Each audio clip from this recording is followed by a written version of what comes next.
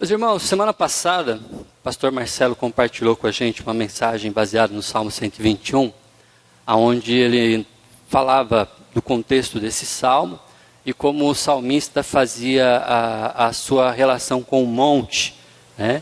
E o monte ele era apresentado para a gente como um lugar seguro, um lugar firme, um lugar onde nós depositaríamos nossas confianças. No entanto, havia algo além do monte para nós confiarmos, que era Deus, que é Deus, né? E o salmista, então, ele olha para o monte, e do monte ele percebe que não vem exatamente uma segurança, ou essa segurança ela é vazia, é falsa, é enganosa. A verdadeira segurança vem de Deus. O capítulo 5 de João nos apresenta a história de um homem que também passa por um dilema parecido com esse. Mas dessa vez o que ele olha não é exatamente um monte, não é algo tão firme, não é algo tão seguro. A gente vai perceber isso na história e como é fácil a gente às vezes se enganar e passar a confiar em coisas paliativas, diferentes de Deus. Mas eu queria começar contando uma experiência minha, que não tem muito a ver com um monte, mas que talvez ajude a gente a entender. Eu fui estudante na cidade de Campinas durante muito tempo, morei lá há cerca de 8 anos, e eu morava numa república, e não sei quantos aqui já tiveram a oportunidade de morar numa república, na verdade morei em algumas repúblicas, a última que eu morei chamava Yellow House, ficava lá, era uma casa toda amarela, por isso que tinha esse nome. A gente dizia que a casa ela não tinha azulejo, ela tinha amarelejo, porque por dentro também ela era toda amarela, era bem forte, amarelão. Era uma casa antiga, um casarão bem antigo. E lá em Barão Geraldo a gente juntava para fazer compras assim, em pares, em parceiros, né? E eu e um colega, a gente foi fazer compra à noite, a gente tinha umas visitas em casa, a gente ia ter aquelas noites de DVD. Quem não sabe o que é DVD, os mais jovens, é um disquinho que a gente põe no aparelhinho para ver filme. Né? E aí a gente ia comprar algumas coisas mais legais, e aí passamos pela seção de vinho. Né? E aí, comprar um vinho, né? Vinho, a gente vai estar bastante gente em casa, tal, a gente ia tomar um vinho. E aí levamos o vinho, chegando em casa, já botamos o vinho na geladeira, já estava assim, ele ia passar a tarde gelando, a noite ia estar do jeitinho. Tudo bem que não era esses vinhos chiques que o Marcelo toma, devia ser chapinha, sangue de boi, alguma coisa desse tipo. Estudante só toma vinho pobre, aqueles vinhos de R$4,50, R$7, é os vinhos que dá para a gente comprar. Mas só que lá em casa, depois, assim, deu uns 5 minutos na gente, falou, viu, tem saca-rolha aqui na República, né? Não tinha saca-rolha. A gente abriu gaveta, a gente procurou na sala de estudo, dentro do micro-ondas, na máquina de lavar, não tinha saca-rolha em lugar nenhum. É porque em República também alguns compartimentos viram armário, sabe? Tipo, micro-ondas acaba sendo armário, máquina de lavar, a gente guardando algumas coisas. Enquanto ela não está lavando roupa, ela guarda tênis sujo, essas coisas. Não achamos tal do saca-rolha. E aí, brilhante ideia, vamos pegar uma caixa de ferramenta, ver se a gente acha um parafuso. Né? Que caixa de ferramenta? Não tem, a gente estudante conserta tudo com martelo e mola de caderno, é o que a gente tem de ferramenta. Não achava nada para... aí alguém falou assim, vamos empurrar a rolha. Se a gente empurrar a rolha para dentro da garrafa, aí a gente... mas aí tem estudante de biologia, estudante não sei o que lá, que não, a rolha... aí vai ter pressão, a rolha não vai descer, e aí pode estourar a garrafa, e aí não, tá bom, não vai empurrar a rolha. O Dirceu já concordou comigo. Quando eu falei empurrar a rolha, ele já falou, não dá, porque pressão não deixa a rolha entrar. Fui pegar a bike e aí eu falei, vou até o centro de Guará, que era ali uma estradinha que tinha perto, ia ter um comérciozinho ali, a gente compra um saca-rolha, né? Ia comprar um desse saca-rolha de plástico, simplesinho, né? Baratinho. Em Barão Geraldo nada é barato, mas a gente ia deixar o vinho, né? Fui lá, né? Fui de bike mesmo, fui lá correndo, tal. Voltei com o tal do saca-rolha e quando chegou a noitinha, o pessoal estava lá em casa, gente, tem que ter um vinho. E aí fui pegar o vinho na geladeira e na hora que a gente foi abrir o vinho, a tampa era de rosca.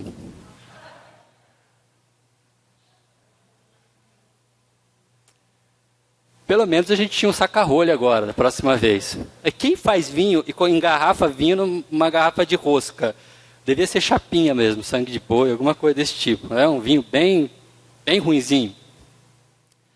A verdade é que a gente estava diante de um problema E a solução para esse problema não era tão complicada, era só girar a tampinha.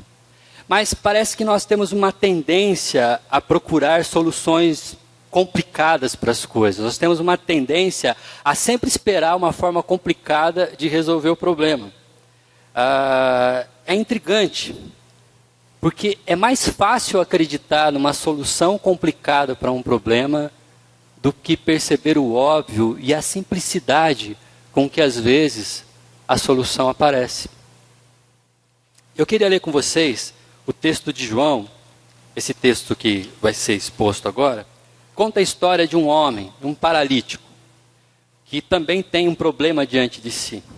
A história diz que algum tempo depois Jesus subiu a Jerusalém para a festa dos judeus. A gente não sabe exatamente qual festa é essa, há algumas possibilidades, mas a gente sabe que é uma das festas tradicionais, a festa do Purim, do Tabernáculos, a Pentecostes talvez, pode até mesmo ser a festa da Páscoa, a gente não sabe, mas o fato é que Jesus, quando tem festa, Jesus aparece. Jesus é alguém sociável e ele foi para a festa, e lá em Jerusalém, perto da porta das ovelhas, e essa porta tem esse nome porque era a passagem por onde as ovelhas iam para ser sacrificadas, e tem esse nome.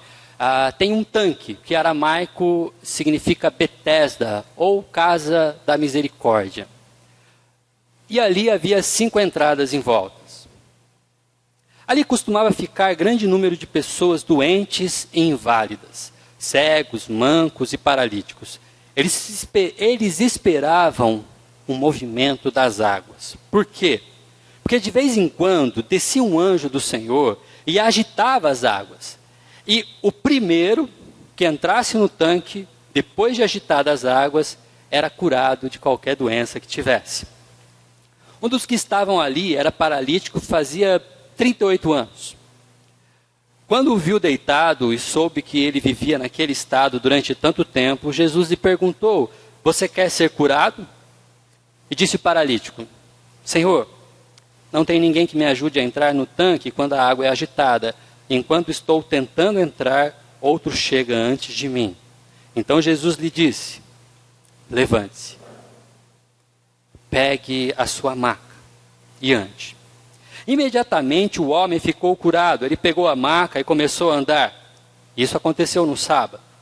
E por essa razão os judeus disseram ao homem que havia sido curado: hoje é sábado, não lhe é permitido carregar a maca. Mas ele respondeu: o homem que me curou me disse, pegue a sua maca e ande. Então lhe perguntaram: quem é este homem que lhe mandou pegar a maca e andar? O homem que fora curado não tinha ideia de quem era ele, pois Jesus havia desaparecido no meio da multidão. Mais tarde Jesus o encontrou no templo e lhe disse: olhe, você está curado, não volte a pecar, para que algo pior não lhe aconteça. O homem foi contar aos judeus, então, que fora Jesus que o tinha curado. Essa história, então, conta a respeito, é sobre um paralítico que busca por uma solução extraordinária, mas ao mesmo tempo impossível. Jesus, ele está nessa festa judeu na cidade de Jerusalém. Eu comentei já que a gente não sabe qual festa era essa, há uma possibilidade, a gente sabe pelo menos que é uma das festas tradicionais. E ali então, nesse tanque, nesse lugar, as pessoas se reuniam, os paralíticos. O texto, o versículo 4, que nos diz que o anjo vinha e agitava aquelas águas, para que então, quando a água fosse agitada, alguém entrasse no tanque e fosse curado, ele não existe nos manuscritos mais antigos. Se você tem uma versão da Bíblia revista e atualizada, você vai perceber que esse trecho aparece entre colchetes, porque ele só existe em manuscritos mais recentes. Isso porque é claramente óbvio que foi acrescentado depois esse texto para explicar o que acontecia. Isso é simples. Quando João escreveu o Evangelho, todo mundo sabia o que acontecia no tanque de Betesda. Isso era um fato comum para todo mundo. Mas conforme esses manuscritos foram sendo copiados e foram sendo redistribuídos, houve a necessidade de alguém explicar o que acontecia naquela cidade e o que acontecia no tanque de Betesda. Então alguém acrescentou esse trecho para tentar explicar para a gente, olha, os paralíticos se reuniam ali, os coxos, os doentes, porque dizia-se que um anjo chacoalhava a água, e quando a água chacoalhava, todo mundo saía correndo, e o primeiro que entrasse era curado. Não há nenhuma evidência histórica, nenhuma evidência de que isso de fato acontecesse. Tudo indica que era uma fábula, uma história que as pessoas contavam na região, e havia essa crendice. Então eles se reuniam no tanque e ficavam ali. Há ainda um estudo que imagina que hoje esse tanque ele existe até hoje. Ele é chamado de tanque de Santa Ana. Há ali algumas propriedades minerais e por isso aquelas águas elas têm de fato algumas atividades ou alguma possibilidade de regeneração de tecido, alguma coisa assim. Então, por isso, aquelas águas, de alguma maneira, elas fazem bem. Mas o anjo agitar a água e tal, é provavelmente história da carochinha. Fazia menor sentido. Mas aqueles homens se reuniam ali e ficavam em volta do tanque esperando. Um deles salta aos olhos de Jesus. É um paralítico. 38 anos.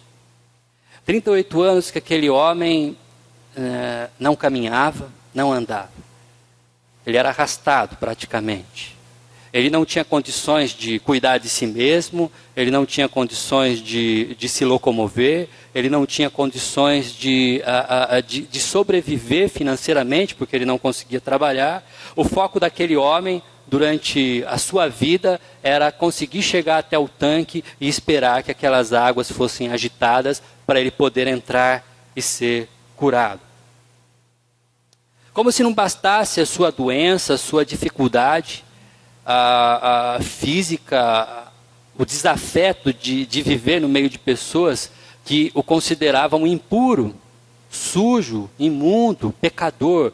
Porque o contexto judaico atribuía a pessoas que sofriam males como problemáticas, no sentido de relacionamento com Deus. Essa pessoa pecou, essa pessoa errou, essa pessoa fez alguma coisa e por isso ela merece o pecado que ela tem. Por esse motivo também, esse homem, há 38 anos, não entrava no templo. O paralítico não podia entrar no templo. O paralítico não podia entrar para adorar. O paralítico não podia entrar para fazer a sua oferta. O paralítico era privado, ele não era bem-vindo na casa de Deus. É interessante que ele estava ali no tanque, onde ficava a porta das ovelhas, é onde as ovelhas passavam para ir para o sacrifício. Mas não as ovelhas dele. Ele não podia sacrificar, ele não podia entrar no templo. Ou seja, ele era alguém que se sentia pecador, porque tinha uma deficiência, e ao mesmo tempo era alguém que não podia se livrar do seu pecado. A única esperança daquele homem era estar diante de um tanque, uma história que contavam de que as águas poderiam ser agitadas. E se ele conseguisse, quem sabe uma única vez, numa única oportunidade, chegar antes de todo mundo, ele mergulharia naquele tanque e seria curado.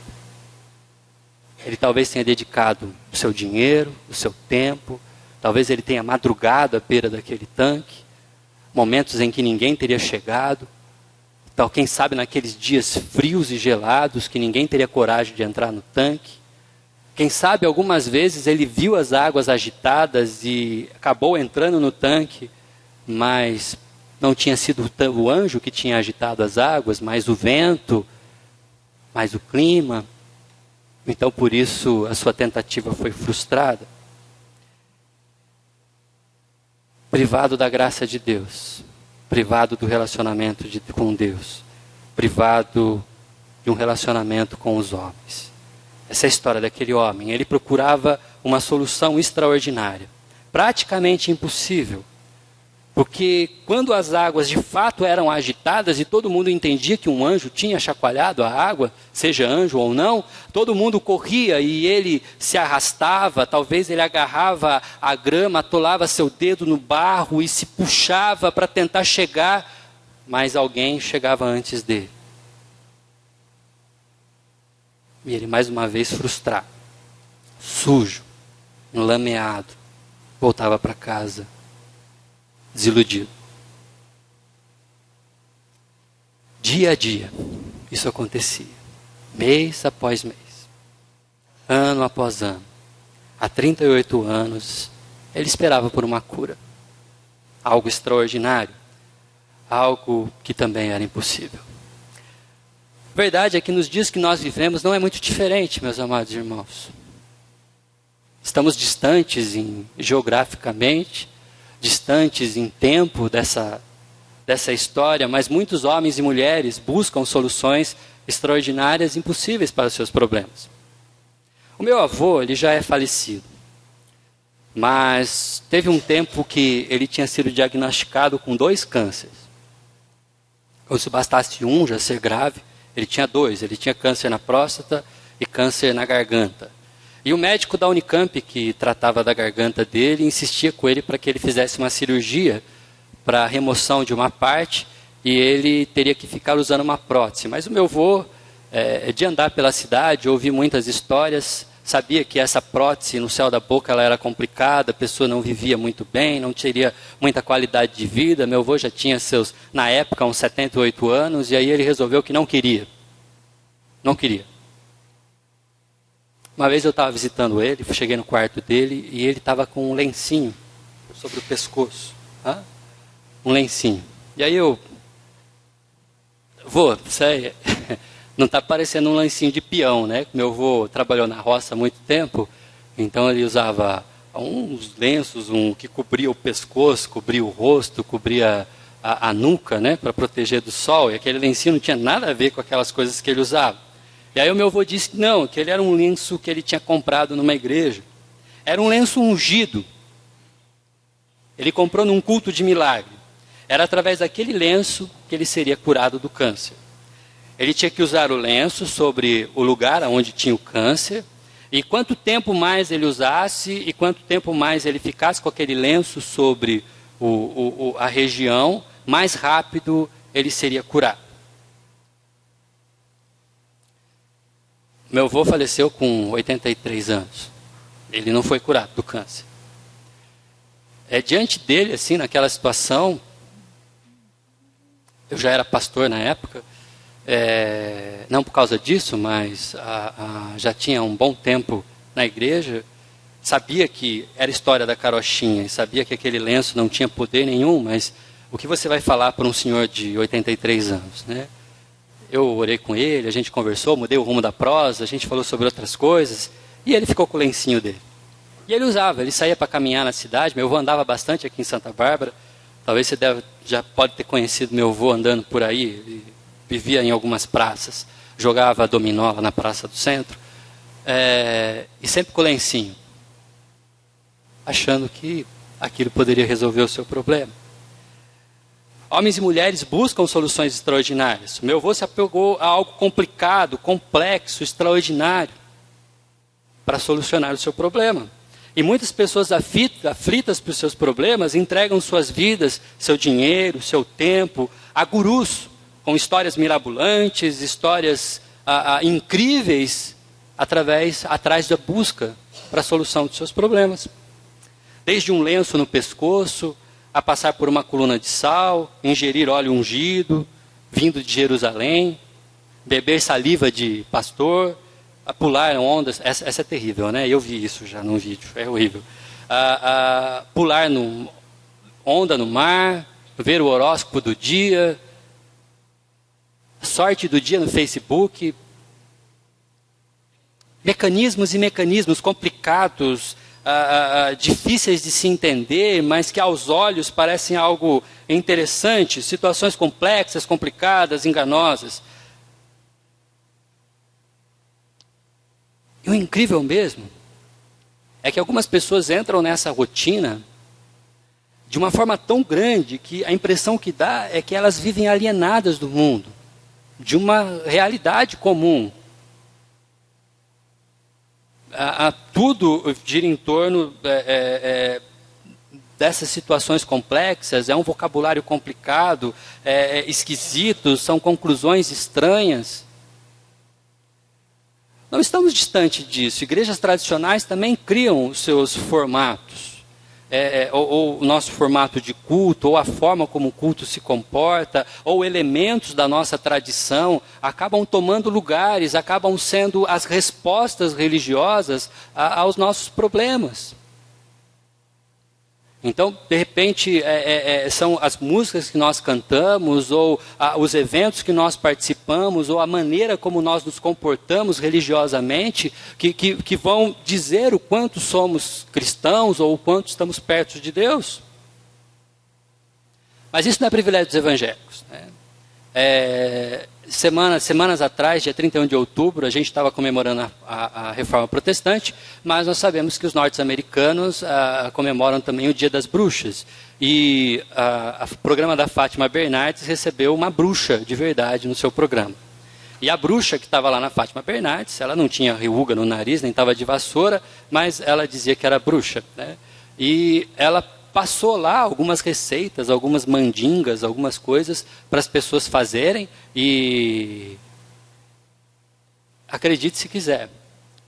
Não só fizeram, como surgiram muitas perguntas no ar sobre algumas situações. Ela ensinou uma receita para, por exemplo, curar pessoas que reclamam demais. Era com frutas, com flores, algumas essências, coisa que você tem na sua casa. Aí você juntava tudo numa panela, fazia alguma coisa, colocava caldo quinor, mexia e depois borrifava. E aí as pessoas começariam a ter mudança na sua forma de agir e não seriam mais reclamonas. Ela ensinou um monte de coisa. Gurus, situações complicadas. Quando eu fazia pós apenas em teologia, eu fiz uma pós em teologia, depois eu voltei para fazer o seminário completo. Uma pessoa me encontrou num evento da região de Mocidade, e aí alguém comentou que fazia teologia comigo, né? Mas a gente fazia só pós em teologia. E aí a pessoa chegou para mim e falou: nossa, Santa, eu não sabia que você fazia teologia, queria convidar você para ir lá na minha igreja, para você poder falar com os jovens um sábado, o que você acha? Eu falei: claro, eu vou, sem problema nenhum. Puxa, mas faz quanto tempo que você é seminarista? Eu falei assim: não, na verdade eu não sou seminarista, eu faço uma pós em teologia só. Entendi. Então você não é seminarista? Eu falei: não, não sou. E o convite nunca chegou.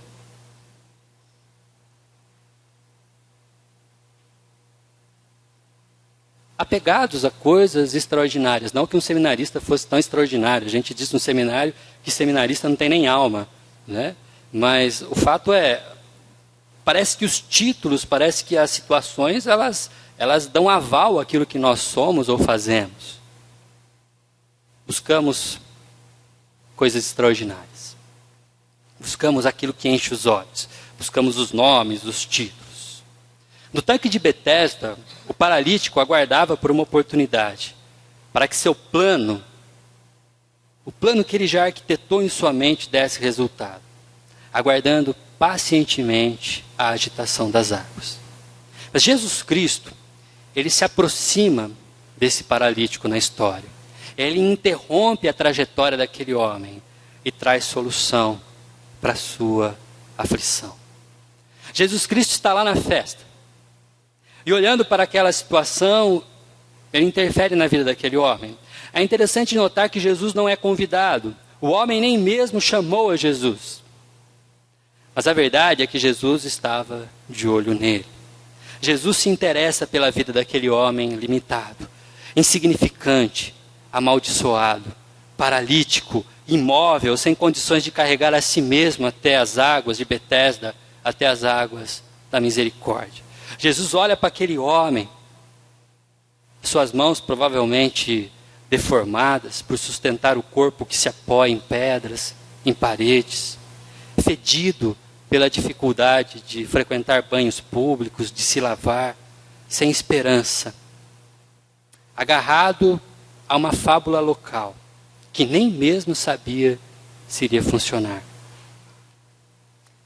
Mas ainda com os olhos fixos nele, Jesus rasga o silêncio e pergunta: você quer ser curado?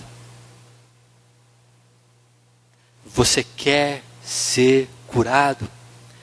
Tudo é tão complexo, tudo é tão extraordinário, mas a pergunta de Jesus é uma pergunta simples, é uma pergunta comum, é uma pergunta fácil de ser respondida. Você quer ser curado? Você quer solução? Você quer resolver o seu problema? E aquele homem confuso, talvez, para uma pergunta tão simples, de tanto que ele planejou, ele não consegue dizer um sim, não consegue dizer um não, ele só consegue dizer do seu plano. Daquilo que para ele é extraordinário e sim capaz de o salvar. Como posso ser curado se não, quando as águas são agitadas, eu não consigo entrar no tanque? Porque ninguém me ajuda, e alguém sempre chega antes de mim. Jesus é o tipo de pessoa que não gosta muito de conversa fiada. A gente pode perceber isso. As conversas que Jesus tem, inclusive nos capítulos anteriores, no capítulo 3 com Nicodemos, no capítulo 4 com a mulher samaritana, são conversas profundas, são diálogos cheios de essência, cheios de história, que falam da pessoa, que criam um relacionamento com a pessoa. Mas essa conversa de tanque, de pular na água, isso não fez muito sentido. E Jesus, dessa vez, ele não aprofunda o diálogo. Ele simplesmente diz: levante, pegue a maca, ande. Os imperativos de Jesus são simples. Não há espaço para coisas extraordinárias, não há espaço para coisas mirabolantes, de encher os olhos, de fazer as multidões gritarem. Levante, pegue a maca, ande. Jesus se aproxima do paralítico e traz solução para a sua aflição.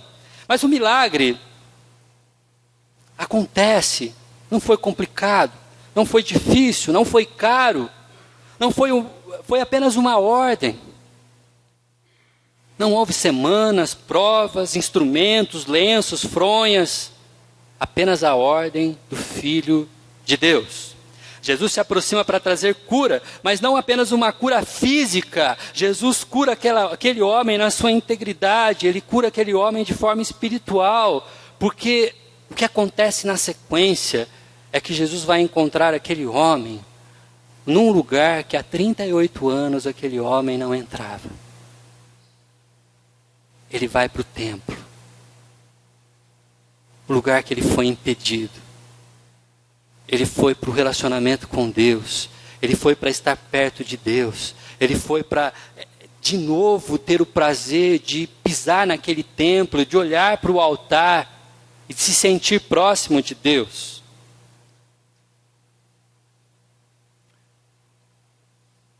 Jesus se aproxima para trazer cura espiritual, para reaproximar aquele homem de Deus. Essa era a incrível cura que aquele homem nem mesmo percebia, mas ele precisava, para reatar a amizade quebrada com Deus, por causa do pecado. Ele agora anda, ele não é impedido. Não há constrangimento, não há diferença, não há barreiras para ele se achegar até Deus. Jesus Cristo se aproxima do paralítico para trazer solução. Para trazer solução da separação de Deus. E da mesma forma, nos nossos dias, Jesus se aproxima de cada um de nós para trazer solução para aquilo que nos aflige. Para trazer solução para os nossos problemas. Para trazer solução para as nossas aflições. Conta-se uma história de uma família na Espanha. De uma família comum, como tantas famílias que nós temos. Pai, mãe, 2 filhos. Um certo dia, o pai tem uma briga muito feia com o filho mais velho. E o final dessa história foi que o filho mais velho acabou saindo de casa, desandou e sumiu. E o pai, preocupado, arrependido daquela discussão, que não fazia o menor sentido, resolveu gastar sua energia e suas forças para reencontrar o filho. Então ele foi pela cidade, pelos becos, nos hospitais, foi em todos os lugares que podia, lugares estranhos, sujos, fedidos, foi na casa de amigos e não encontrava. Então, num ato de desespero, esse pai resolveu pegar o jornal da cidade, o principal jornal da cidade, e colocar um anúncio. Paco, é como ele chamava o filho. Tudo está perdoado. Encontre comigo amanhã, na praça central da cidade. Então ele colocou o anúncio e o jornal saiu, e um dia depois da publicação do jornal, ele foi até a praça central. E quando ele chegou na praça central, havia ali na praça centenas de garotos, chamados Pacos, procurando o perdão do seu pai. A verdade é que o que mais nos aflige na nossa história, o que mais nos aflige é a nossa separação com Deus. É o pecado que mora em nós. É o que nos distancia dele. Todos nós, como Paco, pode não parecer, mas procuramos o perdão de Deus. Procuramos reatar a nossa vida com Deus. Procuramos nos relacionar com Ele, dia a dia, diante das nossas vidas, nossas realidades, nossas dificuldades. No fundo, nós queremos nos aproximar de Deus. Não importa, e a verdade é essa, o quanto nós podemos nos esforçar, nos arrastar, nos apegando à religião, nos formatos, aos padrões, a liturgias, manias, costumes. A grande verdade é que o único evento capaz de nos curar definitivamente e nos aproximar de Deus é Cristo Jesus. Estávamos todos separados do amor de Deus, impedidos de entrar na sua presença por causa do nosso pecado. Isso porque nós nascemos pecadores e nascemos condenados à morte. Era necessário que o nosso pecado, para ser anulado, houvesse uma paga, um preço, algo que pudesse limpar. Mas não damos conta. Ninguém consegue. E é quando Jesus atravessa a nossa história, se aproxima de nós, trazendo solução para as nossas aflições. Fadados à desgraça, arrastado com a nossa maca para lá e para cá, atrás de possibilidades e concertos da nossa alma, Jesus aparece. Jesus aceita pagar um preço que nós não podemos pagar. Ele é o Cordeiro de Deus, inocente, que tira o pecado do mundo e morre no nosso lugar. Assim, Ele nos reconecta a Deus, Ele refaz a nossa relação, Ele conserta tudo que estava errado em nossas vidas, em nossas histórias, e Ele traz, somente Ele, traz solução para a nossa aflição. É Deus quem nos procura. No meio da multidão, é o próprio Cristo quem nos observa. É Ele quem vem até nós. É Ele quem nos chama. Meus amados irmãos, a cura para as nossas almas não está em nós mesmos, mas naquele que nos amou primeiro, na ação integral de Cristo em nossas vidas. Mas nós temos que reconhecer que mesmo curados, andando pelo templo, gradativamente, nós vamos nos sentindo capazes de carregar as nossas vidas sem Deus. E por isso eu queria concluir pensando justamente nisso. E quero desafiar você a duas coisas nessa manhã. A primeira coisa é reconhecer que nós temos uma tendência a sermos religiosos. Mesmo sendo cristãos esclarecidos, mesmo sendo cristãos há tanto tempo. Quando aquele homem está carregando a sua maca, está no templo, Jesus o encontra novamente. Jesus diz para ele: cuidado para você não pecar, para que não lhe aconteça algo pior. O pecado que aquele homem poderia cometer é o mesmo pecado que o mantinha no tanque.